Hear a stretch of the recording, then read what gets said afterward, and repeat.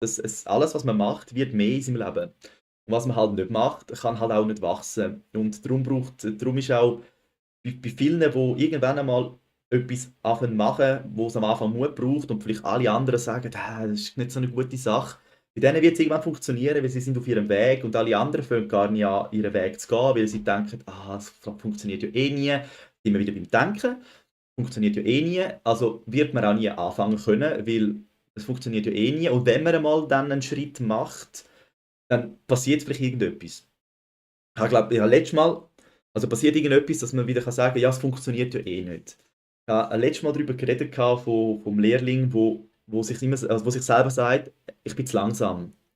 Und es passiert tatsächlich immer etwas, dass er langsam ist.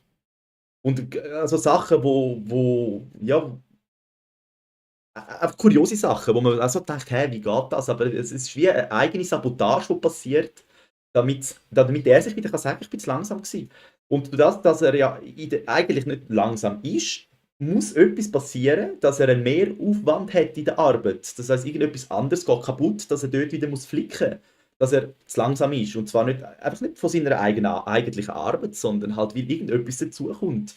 Und das ist sein Innere, das sagt, ich bin zu langsam. Und das irgendwie kommen dann andere Umstände oder irgendwie fährt dann vielleicht mal jemand an reden oder letztens bin ich bei ihm gewesen, und dann haben sie einen Meter mitgenommen, der hätte nicht können arbeiten, weil er den Meter nicht hatte, weil ich ihn bei mir hatte. Jetzt kann man sagen, es ist Zufall, aber ich glaube mittlerweile, weil er sich halt sagt, er ist zu langsam, muss auch der Meter plötzlich weg sein, weil sonst wäre mir vielleicht in den Sinn gekommen, ich habe seinen Meter und gebe ihn zurück, dass er nicht zu langsam müsste, dass er nicht zu langsam wäre. Und das ist halt spannend, man kann dann schon sagen, ja, ist jetzt Zufall, aber ich glaube schon länger nicht mehr Zufall.